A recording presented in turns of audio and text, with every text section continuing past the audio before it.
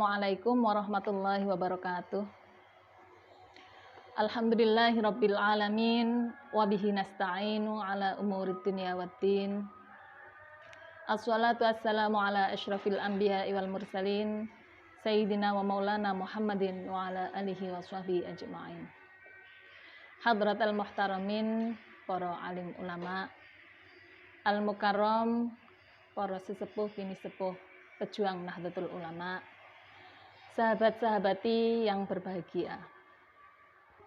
Pada kesempatan kali ini, marilah kita memuji syukur kehadirat Ilahi Rabbi, yang mana Allah telah menurunkan rahmat, nikmat, serta ridhonya kepada kita semua, sehingga kita bisa bertatap muka, bermuajahah, meskipun lewat kamera. Salawat serta salam, marilah kita panjatkan kehadirat Nabi Muhammad SAW, karena berkat perjuangan beliaulah kita bisa menikmati indahnya iman dan Islam tanpa kurang suatu apapun. Sahabat-sahabati yang berbahagia, saya akan menyampaikan sedikit tentang berbuat baik kepada tetangga. Kita tahu, kita semua hidup bertetangga. Bertetangga itu berarti bersosialisasi. Bersosialisasi itu artinya saling membutuhkan satu sama lain. Nah, karena kita saling membutuhkan, hendaknya kita saling berbuat baik. Kalau kita berbuat baik, kita membutuhkan sesuatu, yang dibutuhkan juga akan memberikan dengan senang hati kepada kita. Tapi kalau kita tidak mau berbuat baik, senangannya cengkrean, kita punya apa, nggak mau ngasih ke tetangga, tetangga punya apa, nggak mau saling mengasihi, ya nggak jadi baik. Jadi nanti kalau kita selamatan, seumpama tidak ada yang datang karena kita tidak mau baik kepada mereka. Kalau kita punya hajat, punya apa-apa, karena jelek dengan tetangga, maka tetangga tidak mau datang. Ya, na'udzubillah min dzalik. Kita harus memupuk perbuatan baik pada diri sendiri kepada tetangga. Ada perkara di mana Malaikat Jibril alaihissalam selalu mewasiatkan kepada Nabi Muhammad SAW. Berwasiatnya itu untuk berbuat baik kepada tetangga. Nah, saking terus-terusnya berwasiat seperti itu, sampai-sampai Kanjeng Nabi itu mengira bahwasanya satu tetangga itu bisa mewarisi tetangga yang lain. Bahkan Nabi SAW bersabda, "Man kana yu'minu billahi wal yaumil akhir falyukrim jarahu." Barang siapa yang beriman kepada Allah dan hari akhir, maka hendaknya ia memuliakan tetangganya. Sahabat-sahabati semuanya yang berbahagia, tidak termasuk orang yang beriman ketika seorang tetangga itu merasa risih dengan tetangga yang lain, merasa tersakiti oleh tetangga yang lain. Karena itu kita harus menjaga sikap kita, menjaga lisan kita, menjaga perbuatan kita dari menganiaya tetangga kita. Kenapa? Karena ketika kita pergi, ketika kita mudik misalnya, kita ingin meninggalkan rumah kita dalam keadaan aman. Nah, kepada siapa kita menitipkan rumah kita kalau tidak ke tetangga? Karena hanya tetangga yang bisa kita percayai, tetangga yang setiap hari ngerti seluk-beluknya kita, tetangga yang setiap hari berbicara dengan kita, itulah yang kita percayai. Kalau kita tidak percaya, bagaimana kita bisa menetapkan rumah? Malah wedi dewe, mau ke sana ke sini enggak karuan atine, wedi ninggalno omahe. Ngoten.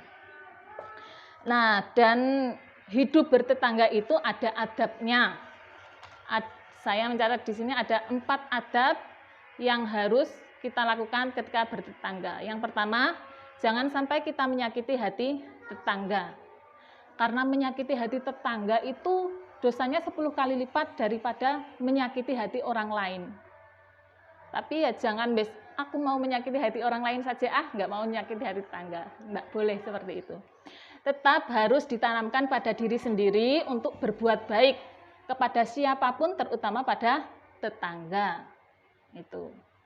Yang kedua, adabnya yaitu berusaha berbagi dengan tetangga. sak duwene kita punya apa, kalau bisa kita berbagi kepada tetangga. Kita punya takjil, punya makanan ringan, makanan kecil, kita harus berbagi kepada tetangga. Maka kalau kita mau berbagi kepada tetangga, tetangga juga akan berbagi kepada kita. Memupuk rasa cinta kepada tetangga.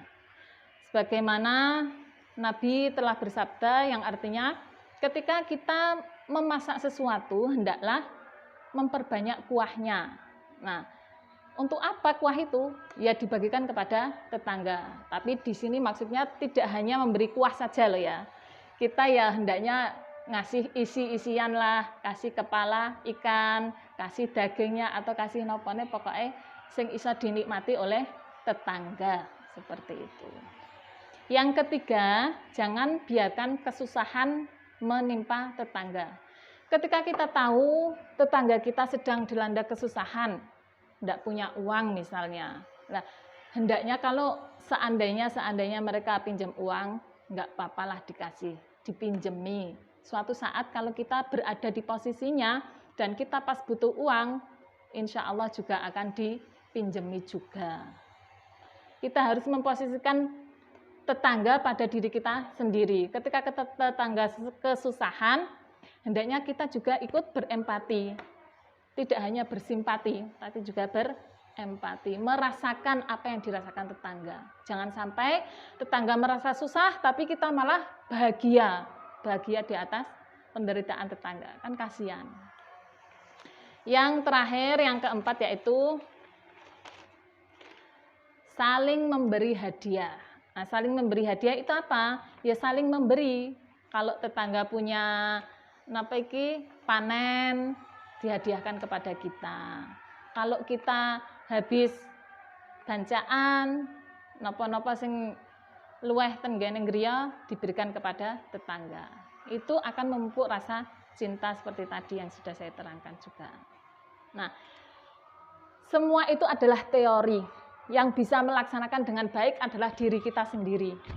Bagaimana kita bisa berbuat baik kepada tetangga dengan ikhlas dan sabar melakukannya.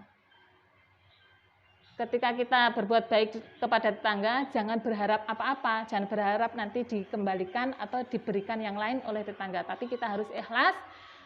Kita memberi tetangga karena Allah. Lebih-lebih pada bulan Ramadan ini, kita harus banyak-banyak berbuat baik kepada tetangga.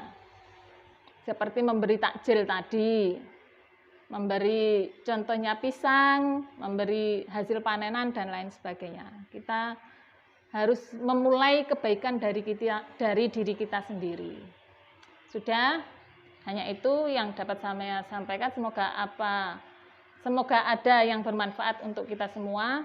Sekian dari saya. Wassalamualaikum warahmatullahi wabarakatuh.